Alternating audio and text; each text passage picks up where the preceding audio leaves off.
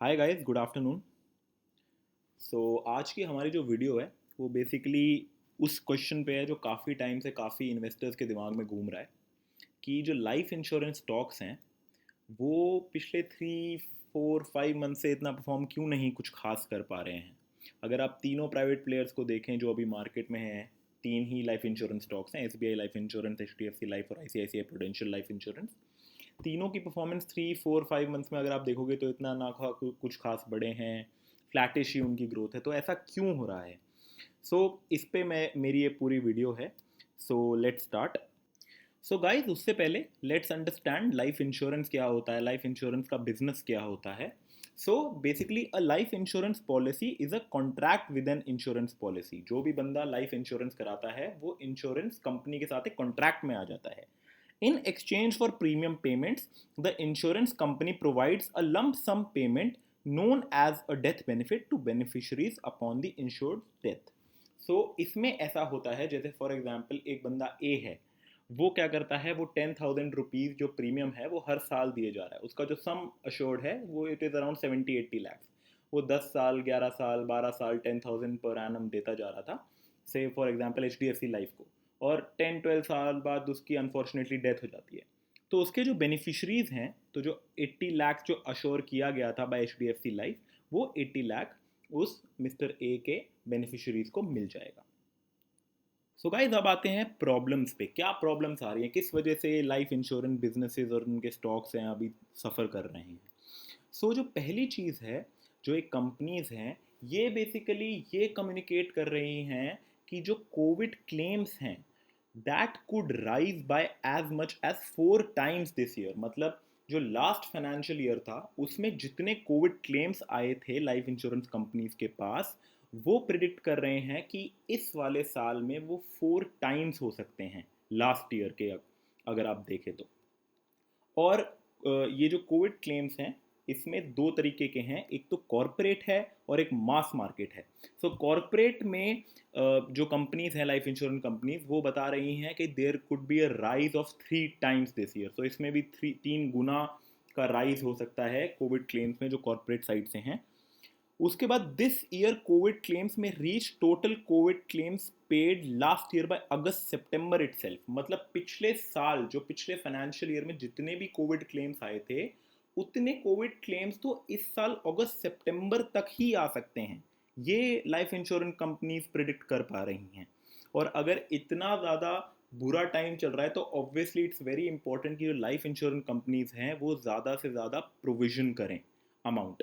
तो आप देख सकते हैं कि जो तीन कंपनीज का मैंने डेटा निकाला है जो भी लिस्टेड हैं, H D F C life जो है उन्होंने 165 करोड़ की प्रोविजनिंग कर रखी है। एस बी आई लाइफ जो है उन्होंने 183 करोड़ की प्रोविजनिंग कर रखी है। और I C I C I Prudential life ने 332 करोड़ की प्रोविजनिंग कर रखी है। जो मोर और लेस जो अभी लाइफ इंश्योरेंस इंडस्ट्री का जो एवरेज क्लेम सेटलमेंट रेशियो चल रहा है वो 98 99% चल रहा है। तो आप इसमें देखेंगे कि जो रिजेक्शन रेट है वो भी बहुत कम है। तो रिजेक्शन रेट अगर कम होगा तो इसका मतलब ये हुआ कि जो कंपनी है उनको ज़्यादा से ज़्यादा क्लेम्स देने पड़ रहे हैं और उनको बहुत ज़्यादा जो अमाउंट है वो देना पड़ रहा है, जबकि जो फिगर है वो बहुत ही ज़्यादा तेज़ी से इंक्रीज कर रही है। तो ये थोड़ी चीज़ है जो लाइफ इंश्योरेंस कंपनीज को कंसर्न कर रही है। गाइस, प्रॉब्लम्स के बाद लेट्स डिस्कस अपॉर्चुनिटी कि लाइफ इंश्योरेंस और generally insurance as a sector में क्या ग्रोथ अपॉर्चुनिटी है। अगर आप ग्रोथ अपॉर्चुनिटी एक इंडिया जैसी कंट्री में देखें तो वो बहुत मैसिव है, क्योंकि इंडिया बहुत ही ज़्यादा अंडर पेनिट्रेटेड है। अगर आप इंश्योरेंस एज एन इंडस्ट्री को देते हैं, लोग बिल्कुल इंश्योरेंस कराते ही नहीं है, चाहे वो अपना लाइफ इंश्योरेंस हो, नॉन लाइफ इंश्योरेंस हो, अभी बहुत ही ज़्यादा पेनिट्रेशन बाकी है। अगर आप इसको दूसरी तरीके से देखें तो जो इंडियन लाइफ इंश्योरेंस या नॉर्मल इंश्योरेंस इंडस्ट्री अभी उस फेज पे खड़ी है जहाँ पे इंडियन बैंकिंग इंडस्ट्री अराउंड 2000 पे खड़ी थी। तो H D F C bank, I C I C I bank, Kotak bank, आप देखिए इन्होंने कितनी ग्रो करी है लास्ट 20 21 ईयर्स में। उसी फेज पे हमारा अभी इंश्योरेंस इंडस्ट्री खड़ा हुआ है। तो अगर मैं आपको डेटा दिखाऊं तो India's life and non life insurance जो है कि जो पेनिट्रेशन है that is 2.82 and 0.94 respectively, which is very low. lower than the global average of 3.35 and 3.88% respectively. मतलब अभी तो हम जो अच्छी कंट्रीज है, वेस्ट की कंट्रीज है, यूएस ले लें, यूरोप ले लें, यहाँ तक कि चाइना ले लें, उनसे तो हम अभी कंपेयर ही नहीं कर रहे। ग्लोबल एवरेज से भी आप देखिए फ़र्क है, उससे भी नीचे है अभी इंडिया की penetration in terms of insurance. अगर हम इंश्योरेंस डेंसिटी की बात करें, इंश्योरेंस डेंसिटी क्या होता है? It is calculated as the ratio of insurance premium to population as an indicator of insurance sector performance. मतलब जो आपकी इंश्योरेंस प्रीमियम है, वो कितने लोगों से आप ले पा रहे हो इन टर्म्स ऑफ आपकी जितनी बड़ी पॉपुलेशन है। सो वो आपको ये इंश्योरेंस डेंसिटी बताती है। तो वो इंडिया की जो है वो सिर्फ $78 पे है एज ऑफ FY20। अगर आप मलेशिया, थाईलैंड और चाइना का देखें, दैट इज़ 536, 389 एंड 430। मतलब ये तो मतलब 7-8 टाइम्स है।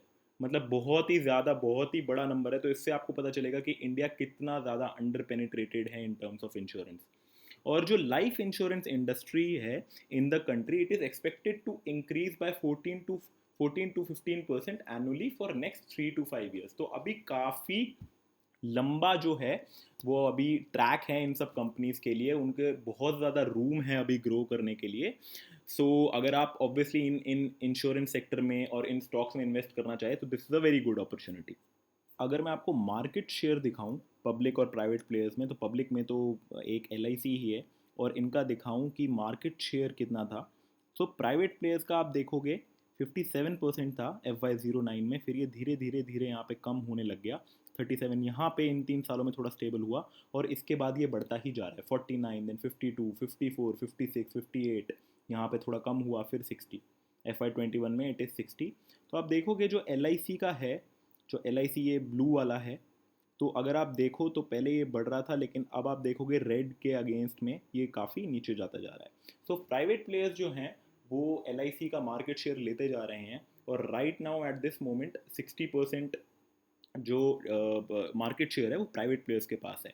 और इसमें से around 21-22% is with HDFC life, जो सबसे बड़ा प्राइवेट प्लेयर है in terms of life insurance. So thank you very much guys, please do subscribe to our channel, और कमेंट में प्लीज़ बताइए अगर आपको किसी और चीज़ के बारे में वीडियो चाहिए या आपके कुछ फीडबैक है, please do share that. Thank you very much.